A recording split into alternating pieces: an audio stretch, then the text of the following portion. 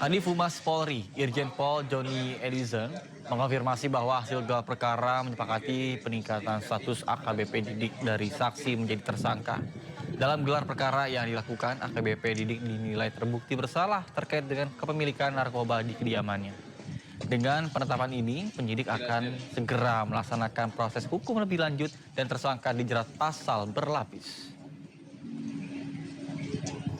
Berdasarkan keterangan dari AKPML bahwa ada keterlibatan dari AKBP DPK dalam dugaan penyalahgunaan narkotika ini.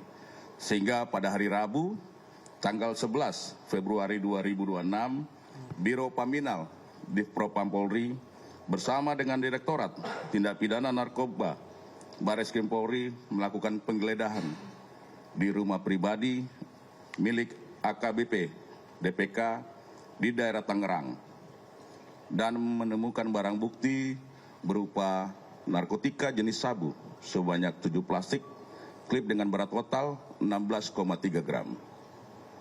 Narkotika jenis ekstasi sebanyak 50 butir, pil aprosolam sebanyak 19 butir, pil Happy Five sebanyak 2 butir, dan terakhir ketamin sebanyak 5 gram. Khusus terhadap AKBP DPK telah ditetapkan sebagai tersangka dan dikenakan pasal 609 ayat 2 huruf A Undang-Undang Nomor 1 Tahun 2023 tentang KUHP, Junto Undang-Undang Nomor 1 Tahun 2026 tentang penyelesaian pidana, dan pasal 62 Undang-Undang Nomor 5 Tahun 1997 tentang psikotropika.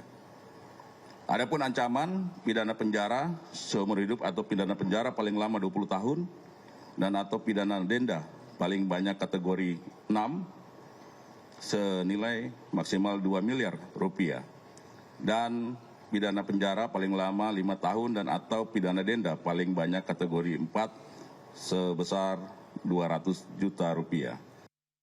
Pemirsa, beberapa hari jelang Ramadan, operasi pekat semakin gencar. Di Kabupaten Bogor, Jawa Barat, petugas gabungan merazia sekelompok wanita diduga pekerja seks komersial. Sementara di Jombang, Jawa Timur, polisi mengamankan sejumlah pemuda karena berpesta minuman keras.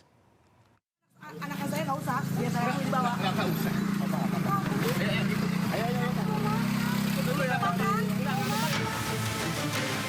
Sejumlah wanita yang diduga PSK meronta-ronta saat ditangkap petugas gabungan dari Satpol PP, TNI, Polri di Jalan Raya Sentralen, Parung Panjang, Kabupaten Bogor, Jawa Barat. Sejumlah wanita lainnya kabur saat petugas gabungan tiba di lokasi.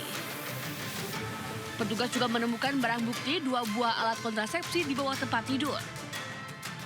Selain merazia PSK, petugas juga menggerebek toko minuman keras berkedok toko jamu di sejumlah titik di Jalan Raya Parung Panjang. Sejumlah orang yang terjaring razia kemudian didata sebelum dipulangkan. Razia ini digelar karena banyaknya laporan dari masyarakat jelang bulan suci Ramadan.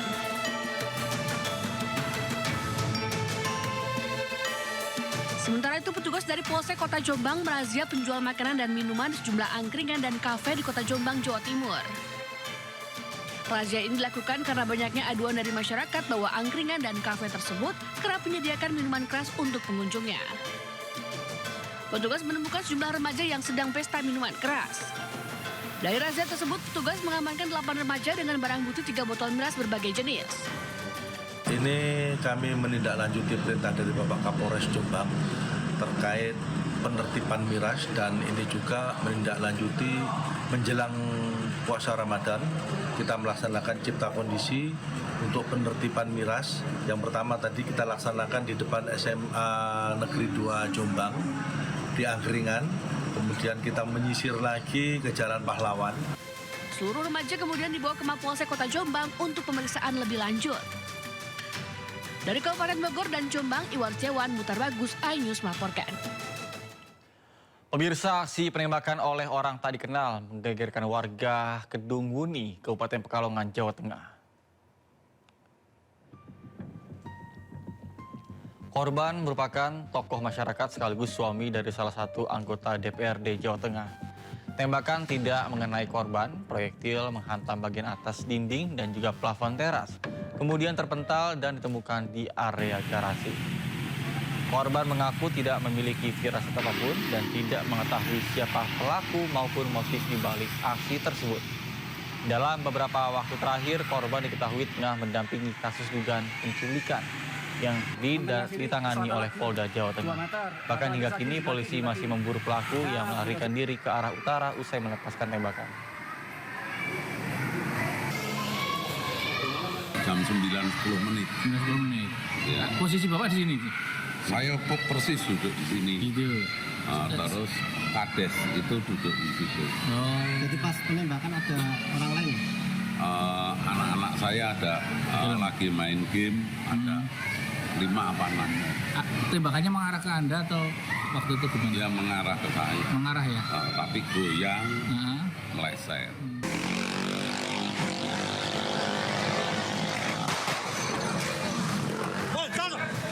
Tembakan peringatan dan aksi kejar-kejaran warnai pembubaran tawuran kelompok pemuda dan geng motor di Jalan Karuisi, Kecamatan Panakukang, Kota Makassar, Sulawesi Selatan.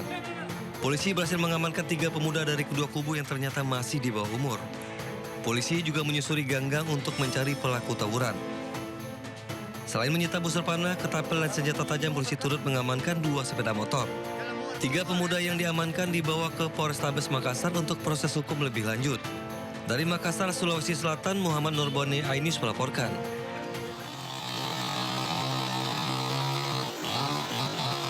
Aksi nekat seorang suami di desa Melowo Karangtalun, Kecamatan Pulau Kulon, Grobogan, Jawa Tengah membelah rumahnya sendiri mengagetkan warga sekitar. Dalam video amatir terlihat seorang pemuda bernama Edi, suami Sutrisni, menggergaji sebuah meja besar hingga pintu ukir dari kayu jati dengan gergaji mesin.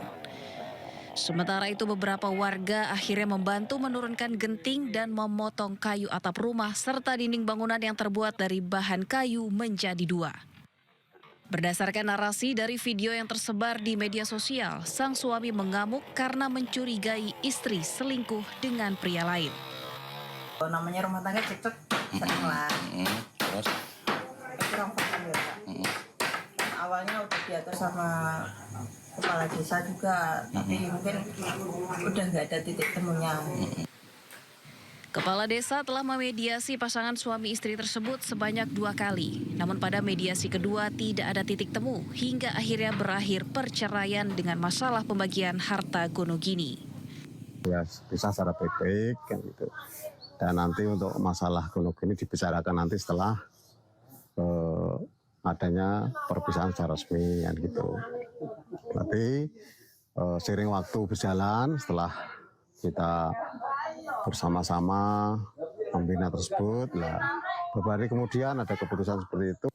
Pasangan suami istri tersebut menunggu proses perceraian selesai di kantor Pengadilan Agama Purwodadi, Grobogan, Jawa Tengah.